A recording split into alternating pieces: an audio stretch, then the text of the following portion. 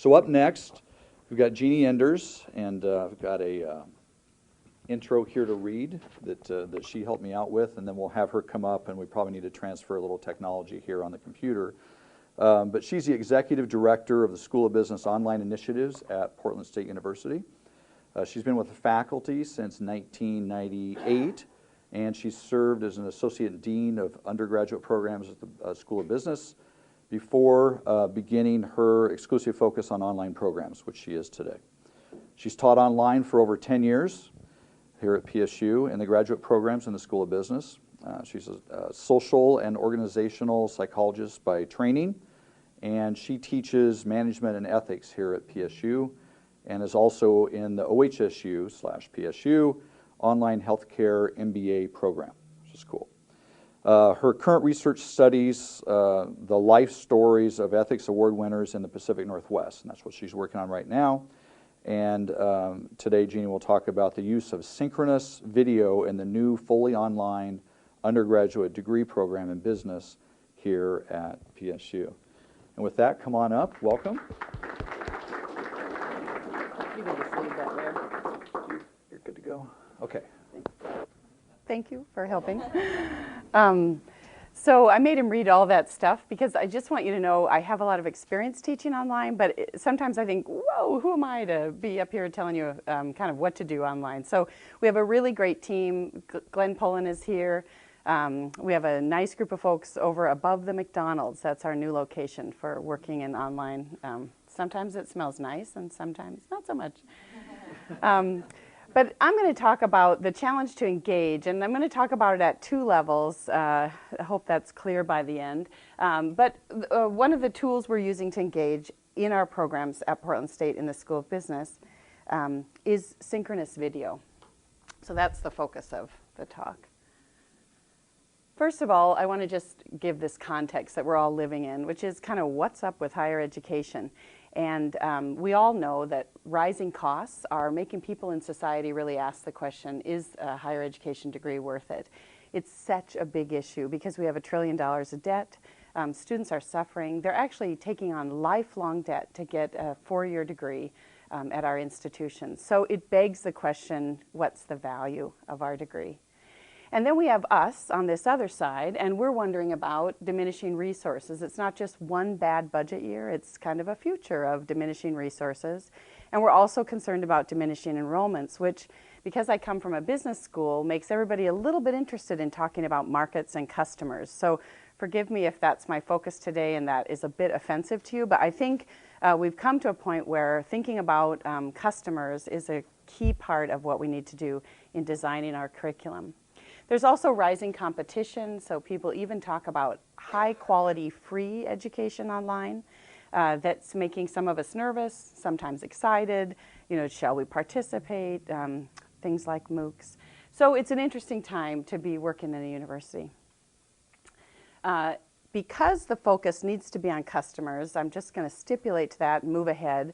I wanted to say, you know, kind of whom are we serving and make sure this is at the forefront of our thinking. And let you know that while I'll focus on communities, government, employers just slightly, this talk is really about serving students and thinking about the student as the customer.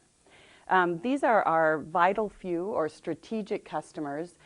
You might be able to think of others, you might be able to come up with subsets of other stakeholders, but this exercise is usually well worth the time because that's the prize, keeping an eye on that prize.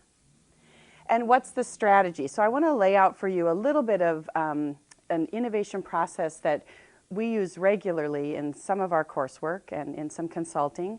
And it has to do with identifying a way to innovate that's going to improve the current situation, right? So how do you improve your current situation? Well, usually you want to add value, right? So wouldn't it be great if we could have tiny class sizes and we could give away hardware and software and, geez, I mean, what are other things? You know, massive, abundant academic and career services. So raising value is really the exciting part of innovating on new products and services. However, to be successful and be around tomorrow, so we don't just use up all our money and disappear, we have to look at the cost of development and delivery. So this model is really important to me in innovation. That is, how do we get a value to cost ratio that's better than we currently have? It's all about improving on our current baselines. Then we have something called technological determinism, and you're probably all here because you've bought into that notion. But technological determinism in ethics means that when there is technology, it will be used. So you don't just have a bunch of technology and the market or whomever just ignores it. We're going there. We're there. We're at online education. And so what do we do to create the mindset that embraces the tools that we have available to us now, because they're not going away? Not that they should, but and so I wanted to represent 4 different viewpoints, and you can help me represent these more accurately. This is my stab at these viewpoints. We listened to students. We started some focus groups based on a pilot program in the undergraduate business degree last year. And we brought in students, actually virtually. We brought them in through Google Hangouts and talked to them about their experiences and what they think about online. We talk to employers regularly. That's what business schools do. And then I served a little bit of time in administration, and then I've been a faculty member for a long time. So those are sort of how we got some of this information. Students believe in us. They believe that we can provide a quality learning experience online. They're kind of waiting for it. They're not sure we're there yet. In fact, most of them are pretty sure we're not quite there yet. But they believe we can do it because they are digital natives. I know you've heard that a million times, but they love technology. They believe in technology. They seek flexibility. They seek accessibility. And they know that they can have quality learning experiences online. They do it every day in their social media worlds and other ways they gather information. The employer, view 1B, the employer is looking for students, and I know we're not targeting employers, I totally get that, but again, back to the first slide about value. So students need to be able to have capacity when they leave our institution, whatever capacity means. And employers are looking for students with capacity. And they're looking for students who have technological competence. Again, we're here, this is part of our world. Who can help them have a competitive advantage. So technology is global, and we need to be adept and agile. And then they're also looking, they tell us, for team players, or whatever that means. I think about it as students who can participate in an accelerated learning culture using multiple platforms and methods for knowledge transfer and general learning. So accelerated learning means a little bit more than that, but I just wanted to make the point that employers are looking for people who want to learn, know how to learn, and can leverage technology to learn and collaborate. And then view 2 is us. View 2A is the university, and the job of the university, of course, is to balance cost and value, or I hope that makes sense. And, seeking to reduce complexity. Simple solutions are very often the best places to innovate, the best places to go. So, for example, is our curriculum really the curriculum we want? Are we revising and working hard to innovate around current systems as we work into new systems? And then I think the university understands that we will get eventual lower cost through really great innovation, but it requires a lot of upfront investment. So technology costs money. Knowledge about technology costs money. But over the long run, we should be able to work really hard on reducing costs while increasing value. Just a thought. That's what innovation's about. And then scalability, which scares the heck out of people because when they hear scalability, they think huge class sizes. That's not what I mean here. What I mean is efficiencies. Ugh, that sounds bad too, actually. I mean places where we can leverage others' experience and templates, sort of customize on top of platforms, but where are we redoing work over and over and over and over again that we could get better at sort of concretizing and sharing instead of just reinventing all pieces of our work. And then faculty number 2B, faculty are rightfully concerned about the pace of change. Some of us had learning experiences. I remember as an undergraduate sitting in my German literature professor's living room with 10 other students in my seminar class. I just actually got a little bit of goosebumps thinking about it, listening to opera and eating something. I'm sure it was something German. And how that experience was like an invitation into the knowledge community. I mean, it was obviously a million years ago, probably about the same time you were a freshman. And how it really probably lit one of the many fires, you know, that people like that lit for me. So we don't want to move away from transformative learning experiences. That's sort of what a lot of us had the luxury of experiencing, and we care about and love our students and wish the same for them. So quality concerns. And then there's the question of relevancy. So the trends in higher education are looking like faculty are, you know, somewhat important, maybe not terribly important to the future, right? I mean, there are like weird stories about how you can have an online class that's basically run by a teaching assistant at the push of a button, and those things are really alarming to faculty. So you see that the green arrows going up are to indicate that those folks are basically ready for technology and education. Faculty, the little pink arrow going down, a little bit concerned. But I think that faculty are interested, I know that they are, in innovative pedagogy, in finding new ways, getting better at teaching, period, face-to-face, online, whatever. So I think that's where it's pretty exciting when we think about innovation and these stakeholders. All right, so innovation sweet spot. I know this sounds super businessy, but just that's what we do over in the business school. So I'm bringing that because that's a context or foundation for the rest of what I want to share. Southwest Airlines. How many of you like Southwest Airlines? Me too. So sorry to use a business example, but I was so afraid to talk about an over-serving example where we're doing too much for customers or students in a university setting, because what if I chose an area that you work in and I say it's over-serving? And also I struggled to find it because, you know, in many ways we are very lean. But when you look at this table, think about the customer being highly satisfied with certain things that Southwest Airlines does. What are you satisfied with from Southwest Airlines? Cost. Okay, good. Free bags. Free bags and flexibility. You can change your reservation without a fee. That's my favorite. I love the free bags and the cost too. So they found a place where the market was underserving the flyer, right? The passenger or whatever. It costs too much to change. Nobody likes being charged 25 bucks for a bag, and it's nice to have the flexibility. Their website was another great innovation. So they found places where they were underserving customers, the whole market was, and then they got rid of what? What did they get rid of? You can't reserve a seat, and like the other airlines, you can't eat. And I remember thinking, I have to reserve a seat. And then when I went through the process, it was like, actually, I really don't. It's well worth that trade-off. So the idea that we're pursuing is to innovate in ways that grab opportunities where we're underserving students and get rid of waste where we're overserving students. So that's where you look for what's called the innovation sweet spot. And you want to both appropriately serve, but also delight your customers. So the students should be delighted with what we bring them. They should be delighted with the long-term impact.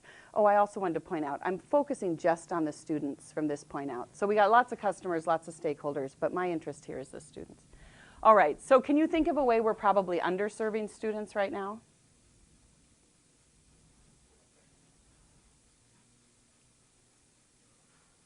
We probably don't want to say like you did once. I know, right? I'm sorry. Okay, that's true. That's true. Yeah, Hans.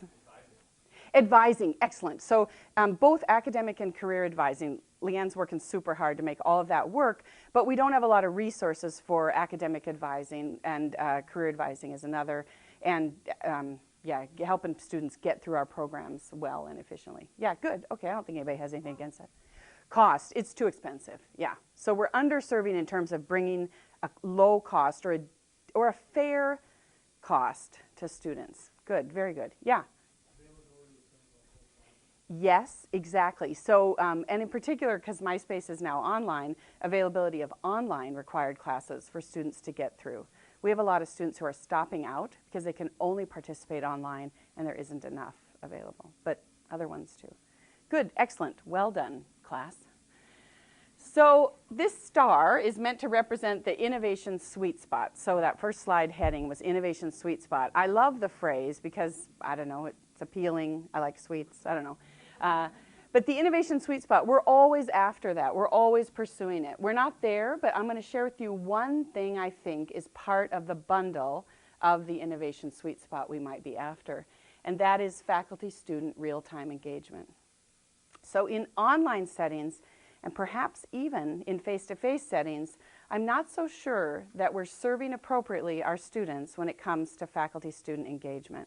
And what I know from the literature, which I'm actually not citing in this talk, so if you want some literature, let me know.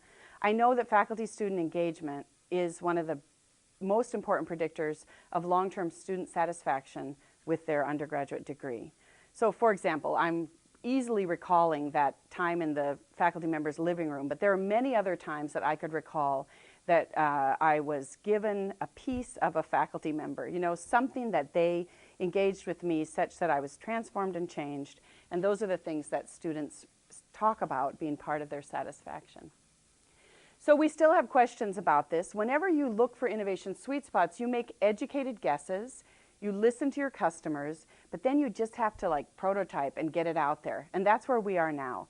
We've been using synchronous video engagement for over a year. We used Collaborate through last winter and started, thanks to Kirby Broderick, who's right over there, started using Google Hangouts last spring. But we've been prototyping on this and working on it. And here's what we think. We think that when you ask the question, what's the job that customers want us to do, that this idea of engagement may be part of a high-value sweet spot. We wonder what will it really cost, and by cost, we mostly mean in terms of faculty time and effort, but other kinds of costs. Are students underserved today in this way, making this a true opportunity? And then what does the research say? And actually, there's not a lot of research just in this area, unless I've missed a whole body of research, which you guys could share with me. But we got to find out, like, what is good quality engagement online? And then here's this value to cost ratio again. And I don't know, I just want to be useful. I don't want to be all businessy inappropriately. But what we do is we take a baseline. So in this case, I have two baselines. The one over here on the right that's in light blue is a typical online course. Again, these are best guesses, right? Typical online course. And we compare the idea of adding synchronous video to a typical online course. And we say, along different dimensions, are we better off, worse off, or do we stay the same? So where I've put on the value ladder going up, where I've put it in light blue, it means that compared to the baseline of a typical online course, I think we're better off by adding synchronous video. So for example, deeper learning. I think that, very much related to Jen's talk, a very good talk a moment ago, I think that deeper learning can come through multiple means of engaging the material. I don't just think that, we all know that, right? So if you can engage the material through reading, through discussion posts, and through some synchronous video with others in your class, and I'll describe that, I think you can get deeper learning than if you don't have it at all. So that's just an example of the way in which we might compare a new feature or concept against a baseline approach. The second baseline is a typical on-campus course. So I find when you are in the online space, a lot of people are always comparing you against that baseline. Well, online can't be as good as face-to-face, and online, it will never compare. I don't know if that comparison makes sense. I think teaching and learning is teaching and learning, no matter what environment. But for purposes especially of cost, it's important to consider if we add a feature like synchronous video chat, are we in any way reducing costs along the baseline of the on-campus experience? We're kind of asked to do that in this day and age. So the areas in pink are where I think we improve on the on-campus experience, and the areas in white are where I think that we've, by adding this feature, we've actually improved on both baselines. So in order to have time, I'm just going to move on and share with you more specifics about how we're doing this synchronous chat. So I'm pretending like it's a rapid prototype, but I know there are people in the School of Business who prototype much more rapidly than a year, and we took a whole year And so anyway, I'm still going to call it that. I feel like we're moving very fast in this space. But here's what we do. We have a standardized experience from signing up for these chats through grading them. So remember how I talked about scalability? The way we're scaling this is making it easier for faculty by heavily structuring the entire student experience for engaging in video chats. So when they go from course to course in our online program, it's always the same. You sign up through Google Calendar, appointments, you do your chat through Google Hangouts. So we've really pushed and forced, frankly, standardization. There's no other way to chat except in Google Chats right now in our program.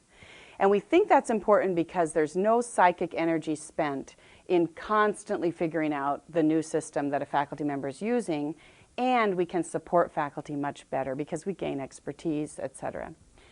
There are 5 chats per student per term, and students are required to pass successfully 4 chats to go through the class, which sometimes is problematic, right? If they miss a chat, if a faculty member misses a chat, you have to accommodate for that. You have to figure out, what do we do about that?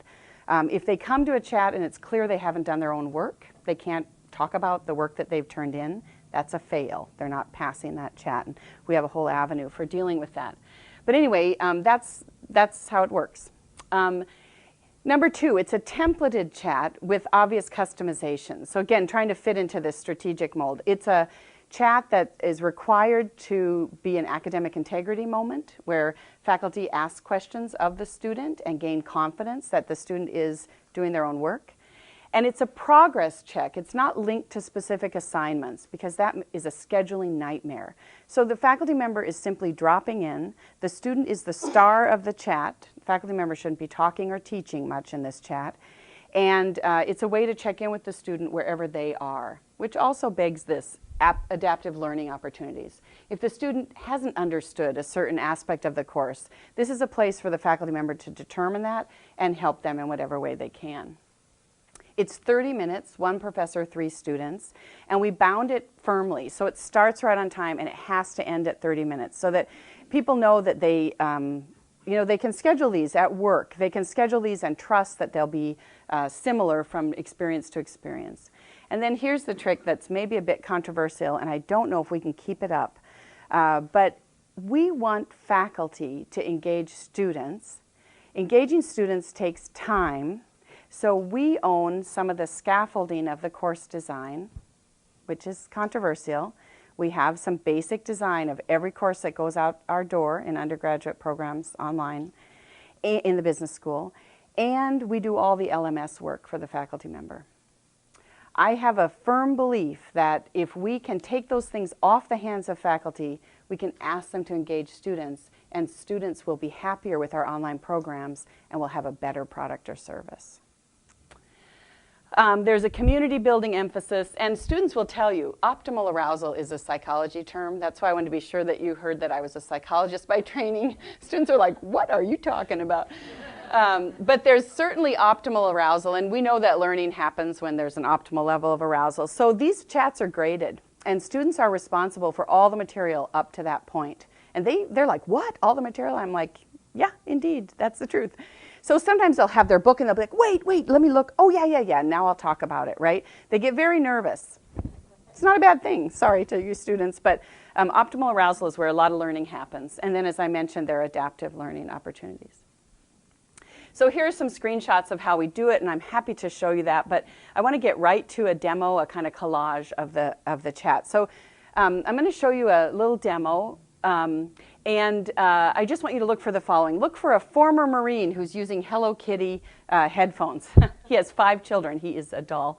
Look for any examples of adaptive learning. Look for some glitchy technology, because that's where we are. And look for some glitchy turn-taking. So I surfaced some of the ugly parts of the chats, too.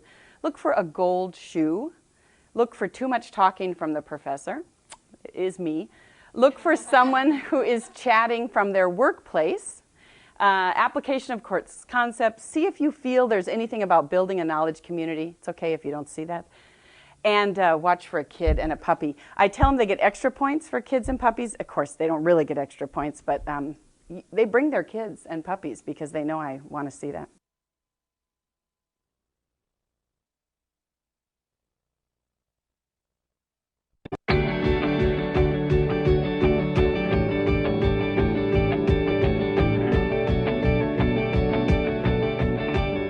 So are you a leader? Patrick, are you a leader? My wife tells me a bunch of times a day that I'm leading children now, not Marines. So, but I would say, yeah, like, I mean, obviously I was one in the military for a long time. So, but, you know, as I was reading through this chapter, I was like, wow, I didn't know what they were called, but a lot of this stuff, I was like, I've done this, you know, Yeah. I've actually applied these principles and didn't even know. And I deal a lot with people, I guess. And it was weird reading this chapter is that, like, for example, authoritarian leadership, there's times where it's, like, needed in decisions. Yeah. But at the same time, being a democratic, like, decision maker is... You know, we could make this, according to the biographies that I've seen from the early years, he kind of approached everything as what could we do that's more user-friendly, that's easier for people to understand. Mm-hmm. And he was very, lax in allowing people to be very creative and come up with off-the-wall things, and he pushed them how too. that innovation happened. Yeah. Not necessarily... Didn't help them grow necessarily. No. So we want to be clear about what transformational leadership is, but... No, I think it's the connotations that, I mean, I associate with Steve. I actually have the biography, but I haven't, it's on my bookshelf. Yeah. I haven't read it. So just the connotation for me immediately is transformational by way of, I think, Apple and the idea of how you get that Apple's operated and the innovations that's allowed them to do. Jared, what do you want to shot? He says thank you. She says thank you. Patrick got extra points. Oh, and even more points. Good night. Patrick got extra points last week because he had cute kids. Travis, can you show a shoe or something there at Keene? Oh, you work at No, Keene? I mean, I can't. I'm your friend. Yeah, right? This is the Actually, infamous yeah. There you one-off, go. only existing gold H2. Oh my gosh, Travis, that adds up to a puppy and a kid. I'll bring my dog next time. So we have 35 students. We've capped it at 35 because when we set this program up, I was associate dean, so I could just set that rule. I'm just waiting. Oh, I've just said it publicly. I'm waiting for somebody to be like, nope, no more.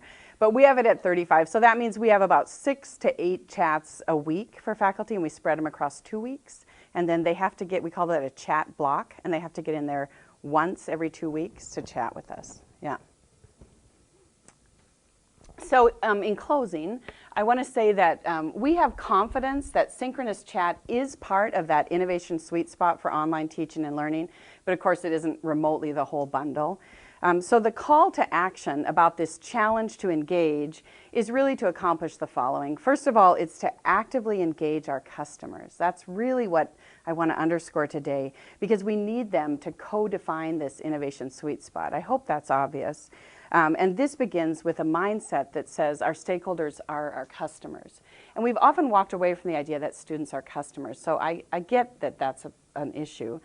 And then the other call to action is to create a unique value to cost ratio that delivers a full solution, a whole bundle, to make online education more valuable to our customers, students, and other relevant communities. And our hunch is that technology will improve the effectiveness of synchronous student-teacher interaction. Technology always gets better, right? It'll always become easier. So we can kind of trust that as we build out this sweet spot. And that's going to enable high engagement online teaching to become at least a partial disruptor in terms of disruptive innovation in this new world of higher education. So thank you. I don't know if I ran out of time for questions. We're okay. We've got a couple minutes for questions if anybody has any. Wait for the mic. Hi, my name is Skylar Corbett. I'm from Child Welfare Partnership. Yes. We're doing, what is it, synchronous video? We do synchronous video with the social workers at the School of Social Work and with the State of Oregon. So that's the long preamble to that.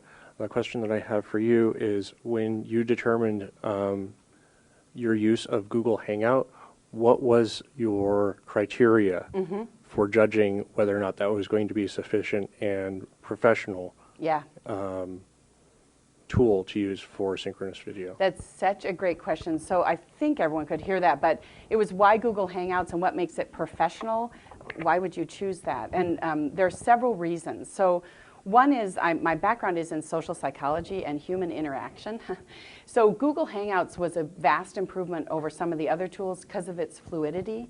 You didn't see a good example there because we had to put it on Google Air to record it, which is a whole nother issue. So the windows didn't change. I had to do it manually, and sometimes I was behind. But in Google Hangouts that are not recorded, the way it's currently run, the speaker will come to the forefront, and there's a very natural aspect of being in synchronous video that Google Hangouts allowed us that we didn't see in Collaborate, which was our other alternative. There are huge privacy concerns about all of this because, for example, I had to ask these 4 students, would you mind, could we just tape this? So it actually wasn't as deep or as critical of a chat as we might have had. We had sort of more of a friendly banter because I really didn't want that. It's like FERPA, you know, I don't want their performance going out in Google Air. And currently the quickest way I was able to tape it and then edit it was by making it public for a brief period of time before we could download it, delete it, and then edit it. So that's an issue. These are undergraduates, and I do teach in the graduate programs where we do not yet use synchronous video, and I think your concerns about professionalism are probably really warranted for the graduate area.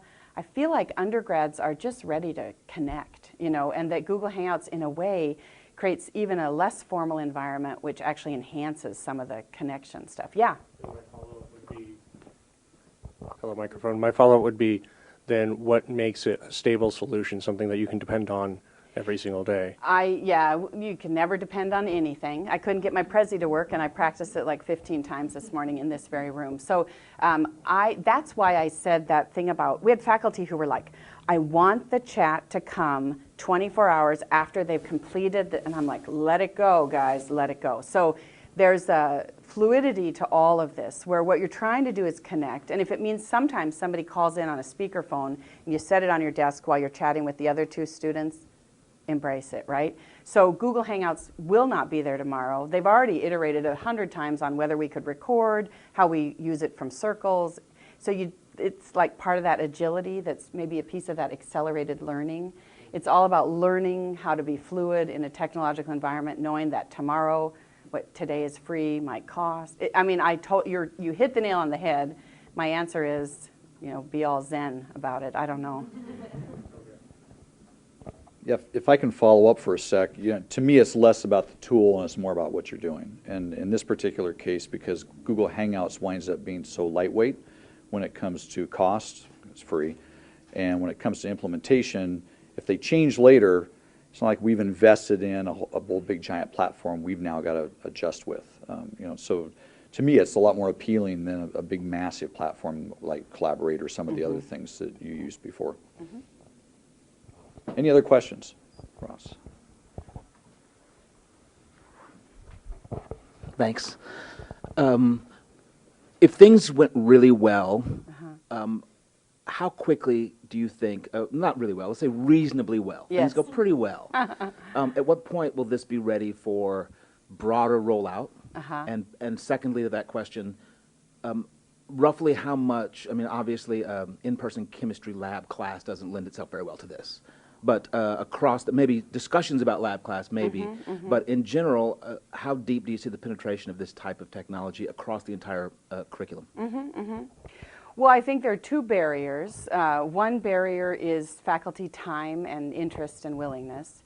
And if we continue to load faculty with some of the other aspects of online teaching, I think it's going to be hard.